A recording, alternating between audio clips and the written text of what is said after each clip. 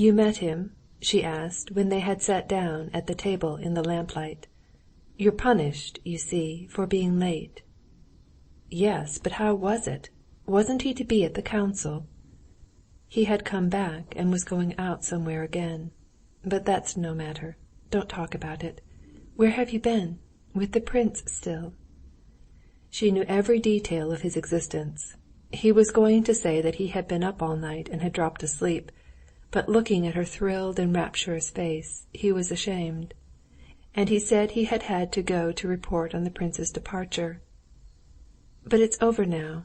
He's gone?" "Thank God it's over. You wouldn't believe how insufferable it's been for me." "Why so? Isn't it the life all of you, all young men, always lead?" she said, knitting her brows, and taking up the crochet work that was lying on the table. She began drawing the hook out of it, without looking at Vronsky.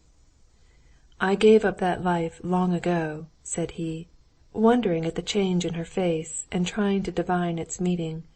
"And I confess," he said with a smile, showing his thick white teeth, "this week I've been, as it were, looking at myself in a glass, seeing that life, and I didn't like it." She held the work in her hands, but did not crochet, and looked at him with strange, shining, and hostile eyes. "This morning Liza came to see me.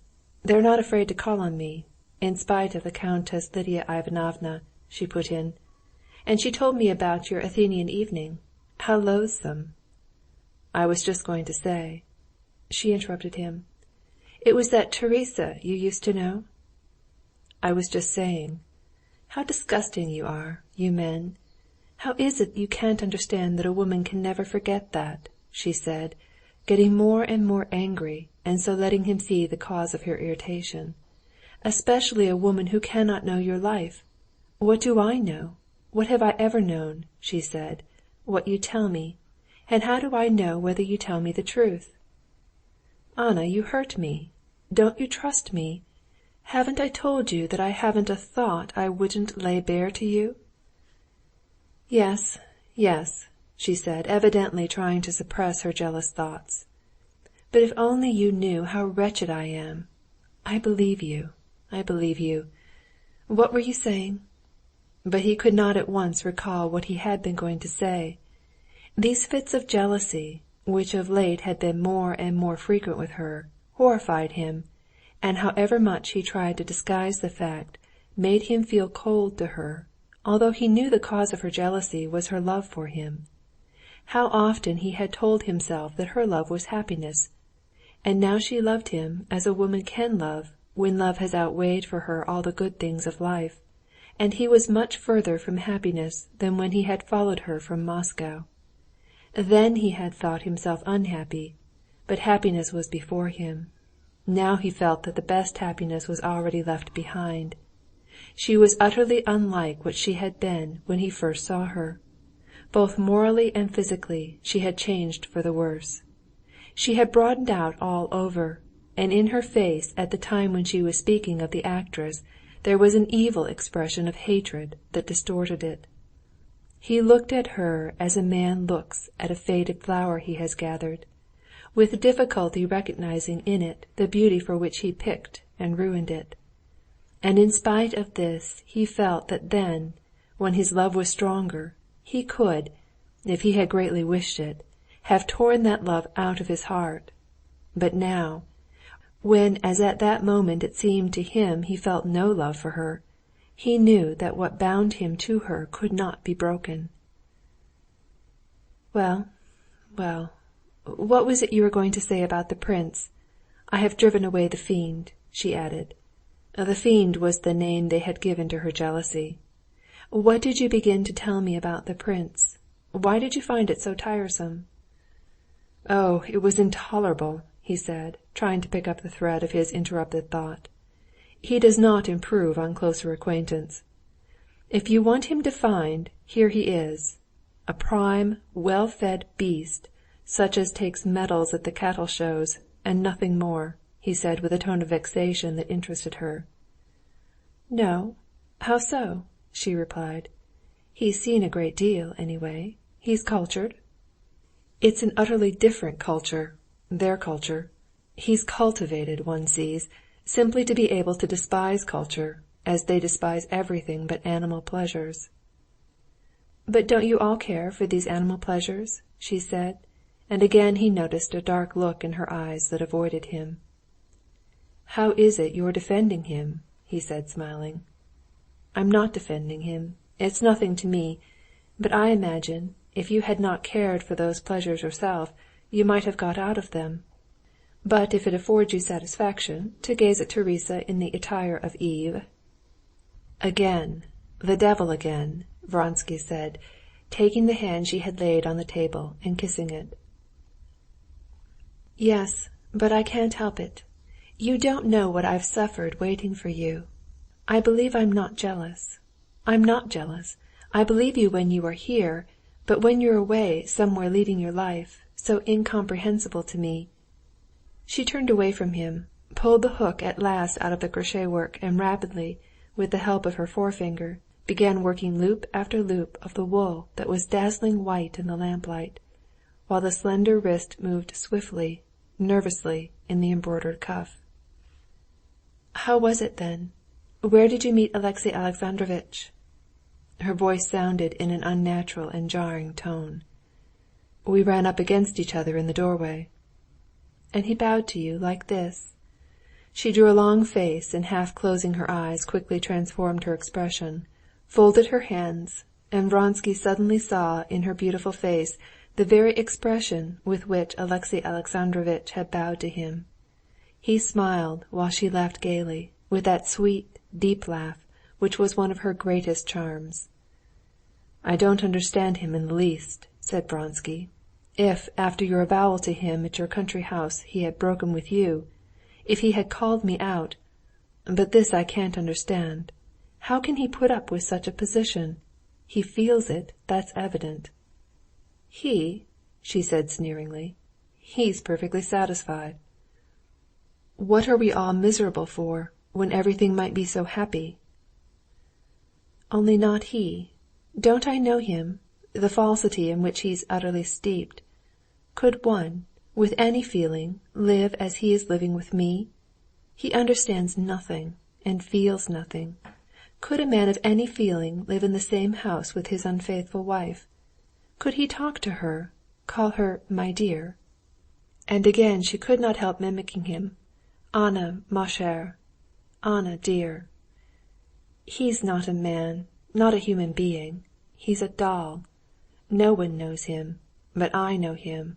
Oh, if I'd been in his place, I'd long ago have killed, have torn to pieces a wife like me. I wouldn't have said, 'Anna, ma chère.' He's not a man. He's an official machine. He doesn't understand that I'm your wife, that he's outside, that he's superfluous. Don't let's talk of him." "You're unfair, very unfair, dearest," said Vronsky, trying to soothe her. "But never mind, don't let's talk of him. Tell me what you've been doing. What is the matter? What has been wrong with you, and what did the doctor say?" She looked at him with mocking amusement. Evidently she had hit on other absurd and grotesque aspects in her husband, and was awaiting the moment to give expression to them. But he went on: "I imagine that it's not illness, but your condition. When will it be?" The ironical light died away in her eyes, but a different smile, a consciousness of something, he did not know what, and of quiet melancholy, came over her face. "Soon, soon.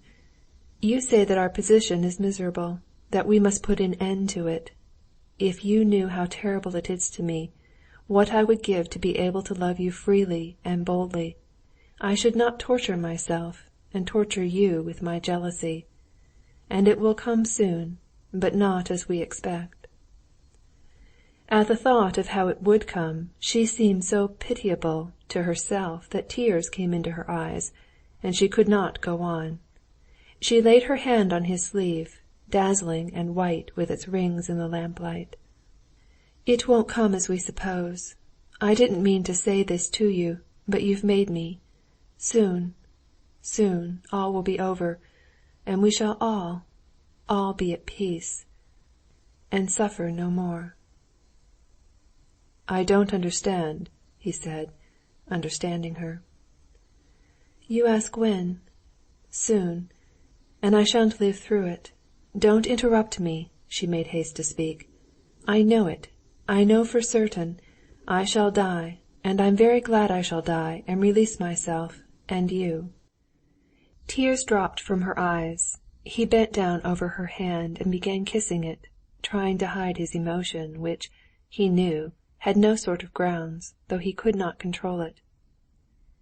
"Yes, it's better so," she said, tightly gripping his hand. "That's the only way left to us." He had recovered himself and lifted his head. "How absurd! What absurd nonsense you are talking!" "No, it's the truth." "What? What's the truth?" "That I shall die. I have had a dream." "A dream?" repeated Vronsky, and instantly he recalled the peasant of his dream. "Yes, a dream," she said. "It's a long while since I dreamed it. I dreamed that I ran into my bedroom, that I had to get something there, to find out something. You know how it is in dreams," she said, her eyes wide with horror. "And in the bedroom, in the corner, stood something." "Oh, what nonsense! How can you believe—" But she would not let him interrupt her. What she was saying was too important to her. "And the something turned round, and I saw it was a peasant with a disheveled beard, little and dreadful looking. I wanted to run away, but he bent down over a sack and was fumbling there with his hands." She showed him how he had moved his hands. There was terror in her face, and Vronsky, remembering his dream, felt the same terror filling his soul. "He was fumbling and kept talking quickly in French, you know. Il faut battre, le fer, le boire, le péter. And in my horror I tried to wake up, and woke up, but woke up in the dream, and I began asking myself what it meant. And Corny said to me, 'In childbirth you'll die, ma'am, you'll die.' And I woke up." "What nonsense! What nonsense!" said Vronsky, but he felt himself that there was no conviction in his voice. "But don't let's talk of it. Ring the bell. I'll have tea. And stay a little now. It's not long. I shall—" But all at once she stopped. The expression of her face instantaneously changed. Horror and excitement were suddenly replaced by a look of soft, solemn, blissful attention. He could not comprehend the meaning of the change. She was listening to the stirring of the new life within her. Chapter 4